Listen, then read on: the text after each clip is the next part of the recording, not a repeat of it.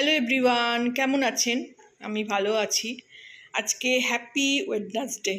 আজকে বুধবার, মেয়ে বাড়ি আছে, ওয়ার্ক ফ্রম হোম। আজকে রান্নাবান্নাও আমার সব কিছু হয়ে গেছে। আজকে বেশ সকালে উঠেছি, যেমন একটু দেরি করে উঠি আমি। সকালে উঠে কাজ করতে ভাল লাগে না, তো আজকে আমার সমস্ত কাজকর্ম হয়ে গেছে, রান্না করা হয়ে গেছে, শুধু ভাতটা করব। ভাতটা চাপিয়ে রেখেছি। এদিকে একটু কি বলবো, মিড ডে একটু মিল, মানে একটু দই, একটু খেজুর আর একটু কিশমিশ দিয়ে খাচ্ছি দুজনে।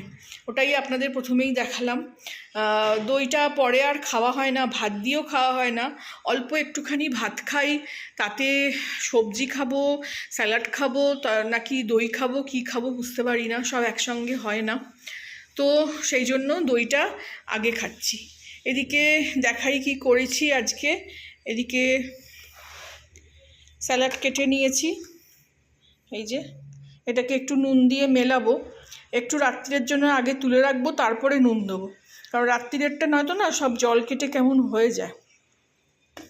তো এদিকে স্যালাড করে নিয়েছি।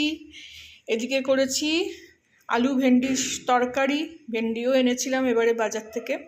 আলু ভেন্ডি দিয়ে তরকারি করেছি। আজকে একটা টুইস্ট আছে রান্নায়। সর্ষের তেলটা শেষ হয়ে গেছে, তা সর্ষের তেলটা আর খোলা হয়নি। তো এদিকে করেছি ডাল, সেই লাউ দিয়ে। এই দেখুন, তাও 2-3টে সিটি পড়েছে। কারি পাতা দিয়ে, সর্ষে ফোড়ন দিয়ে আজকে করেছি। তাও ডালটা কেমন ছিবড়ে ছিবড়েই আছে। 2টো সিটি পড়েছে। ডালটা সারা রাত ডাল ভিজিয়ে রেখেছি কালকে, তার মধ্যেও এরকম ছিবড়ে ছিবড়ে হয়ে আছে। তো এই হলো আজকের আমার রান্না। এদিকে ডিম সেদ্ধও করে নিয়েছি।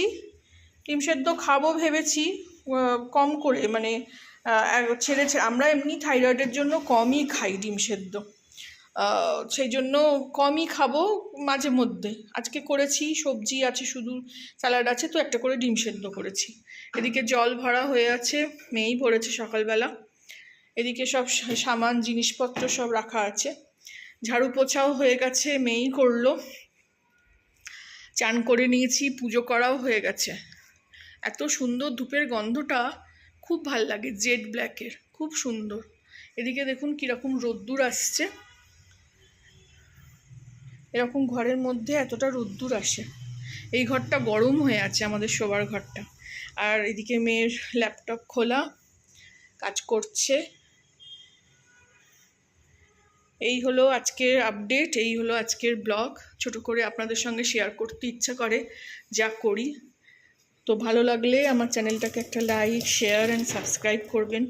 এদিকে সেই নারকোলটা আর ফ্রিজে ঢুকানো হয়নি, ঢুকাবো, নয়তো খারাপ হয়ে যাবে। ভালো লাগলে আমার চ্যানেলটাকে একটা লাইক, শেয়ার অ্যান্ড সাবস্ক্রাইব করবেন। যারা এতক্ষণ ব্লগটা দেখলেন তারা অবশ্যই একটা লাইক করবেন। Thank you for watching.